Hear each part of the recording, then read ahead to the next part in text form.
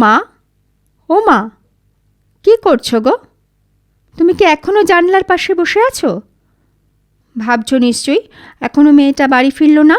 রাত 10টা বাজে, কখনো তো এমন হয় না। কি গো, তাই ভাবছো তো?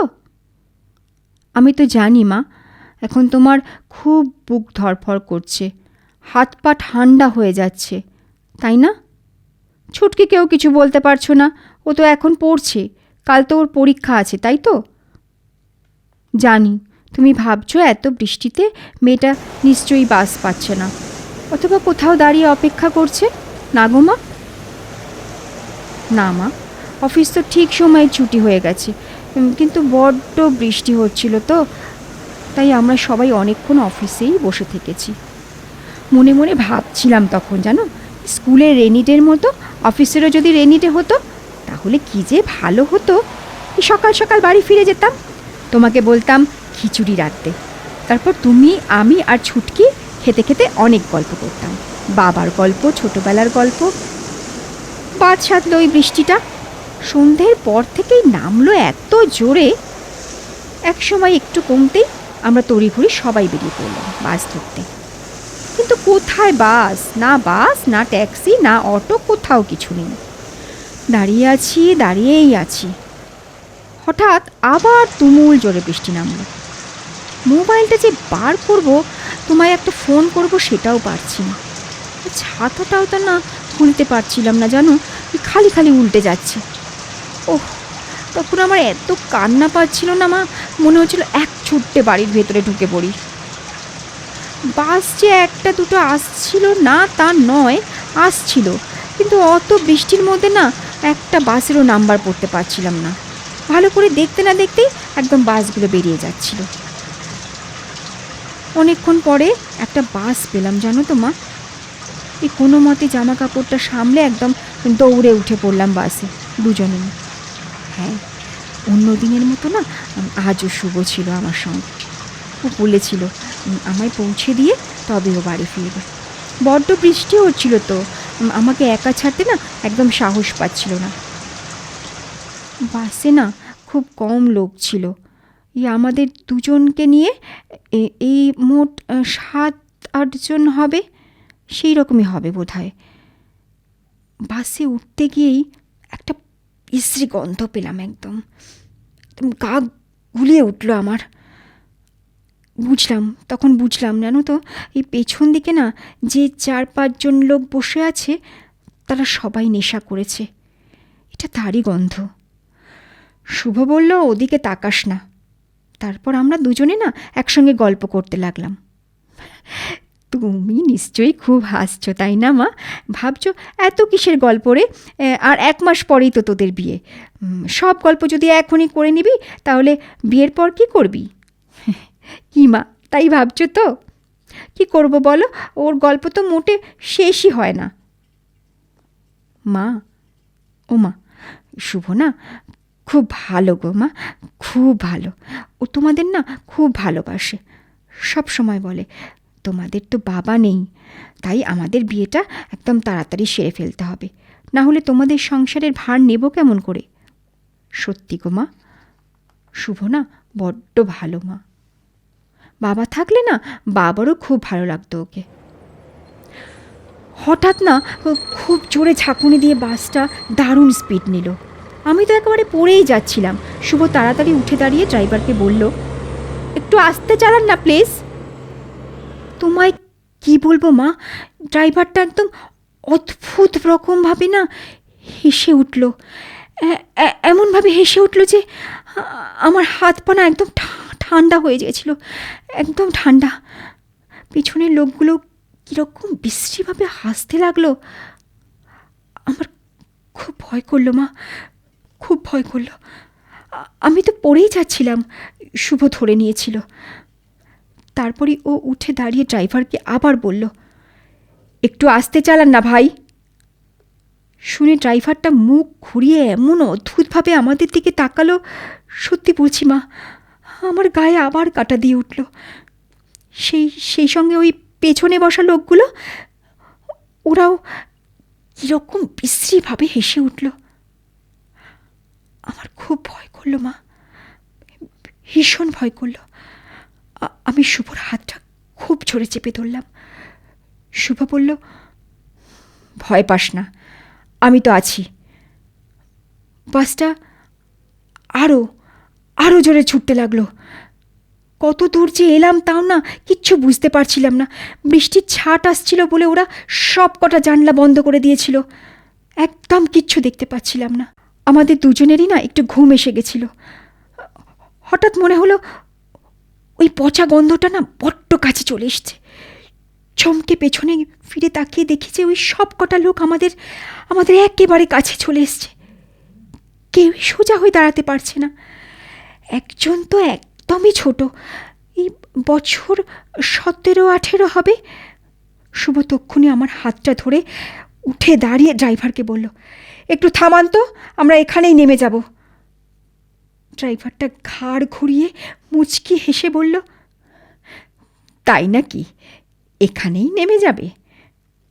বাকি সবাই একদম হো হো করে হেসে উঠল। শুভ আমাকে নিয়ে দরজার দিকে এগোচ্ছিল ড্রাইভারকে কিছু বলার জন্যে, কিন্তু কিন্তু তার আগে ওই বাচ্চা ছেলেটা একটা ভারী কিছু দিয়ে শুভর মাথায় জোরে একটা মারল। মা মা শুভ তখনও আমার হাতটা ধরে আছে। ততক্ষণে ওর মুখ চোখ রক্তে ভরে গেছে। আমি খুব জোরে চিৎকার করতে লাগলাম, কিন্তু ওই লোকটা খুব শক্ত হাতে আমার মুখটা চেপে ধরলো।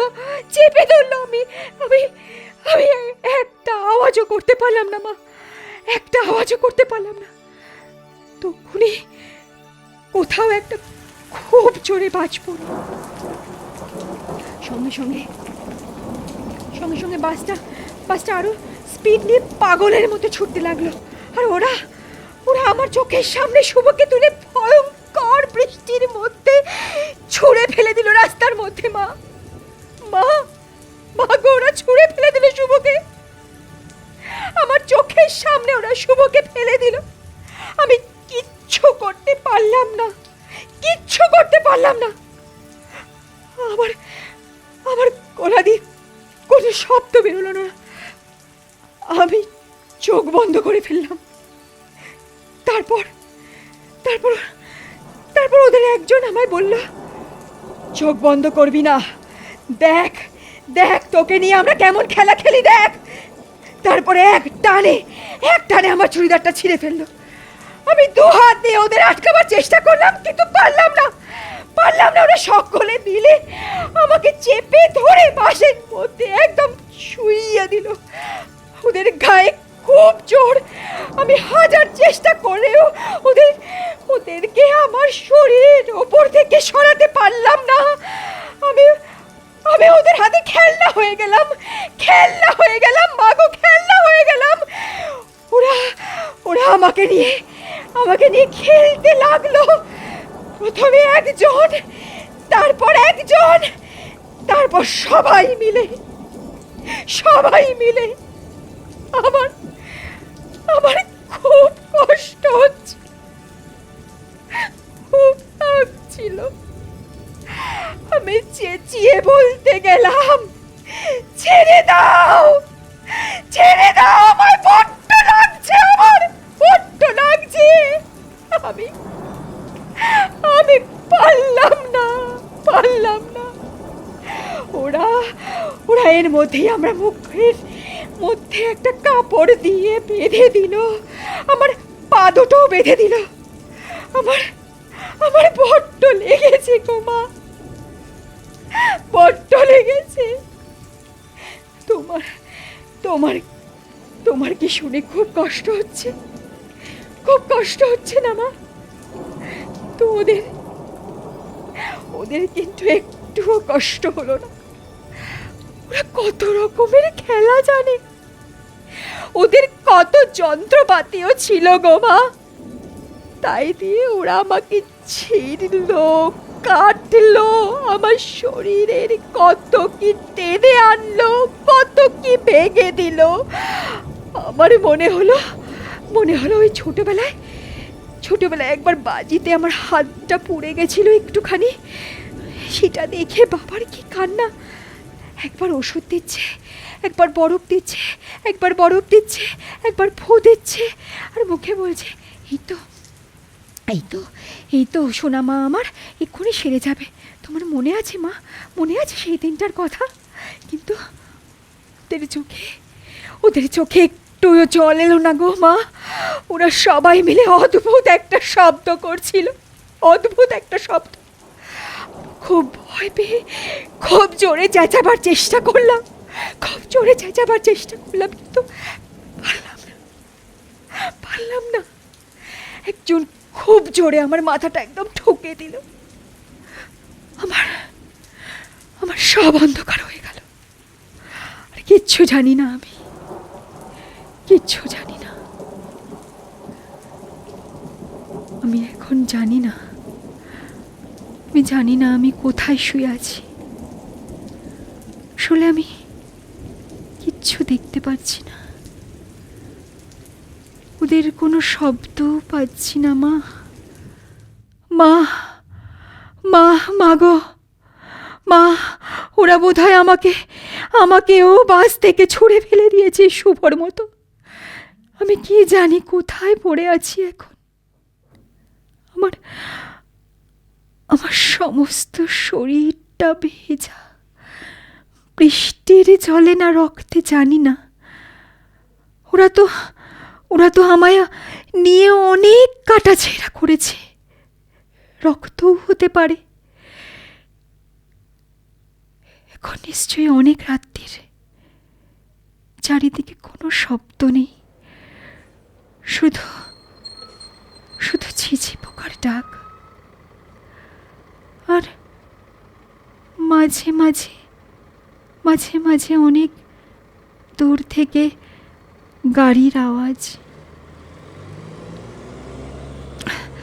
মা ও মা, শুভ কি আমার মতো রাস্তায় পড়ে আছে? ওর পাশেও তো কেউ নেই, কিন্তু আমি যে কিছুই করতে পারছি না, কিছুই করতে পারবো না। আমি তো কোনো আওয়াজই করতে পারছি না মা, হাত পাও নাড়তে পারছি না। ওরা কেন এমন করলো গো মা? আমি তো ওদের চোখেও দেখিনি। তবে কিসের আনন্দ মা, কিসের উল্লাস মা?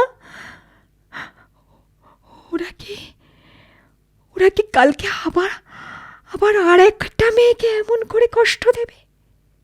কোন মেয়েটা মা, কোন মেয়েটা? এই চিঠিটা আমি তোমাকে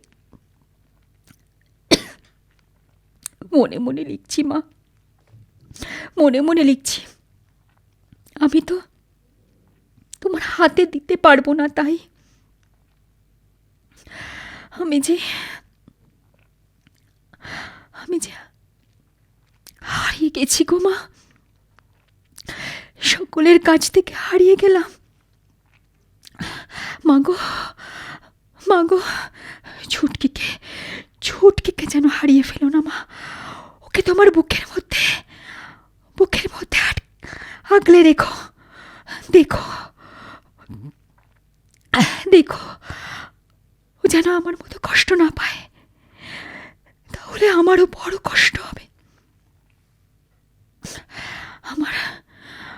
আমার ঘুম আসছে মা, আমার ঘুম আসছে, গভীর ঘুম।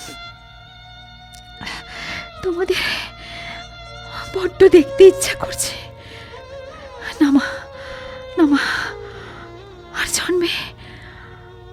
জন্মে আমি মেয়ে হব না মা। মেয়ে হওয়া খুব কষ্ট। আর জন্মে আমি তোমার ছেলে হব, তোমাদের আমি আগলে রেখে দেব এই বুকের ভেতর।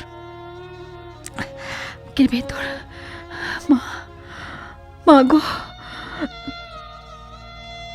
বড্ড কষ্ট হচ্ছে মা, বড্ড কষ্ট হচ্ছে। আমার সমস্ত শরীরটা জ্বলে পুড়ে ছিঁড়ে যাচ্ছে, জ্বলে পুড়ে ছিঁড়ে যাচ্ছে। মা, মা গো, বড্ড লেগেছে মা, আমার খুব লেগেছে, খুব লেগেছে গো মা।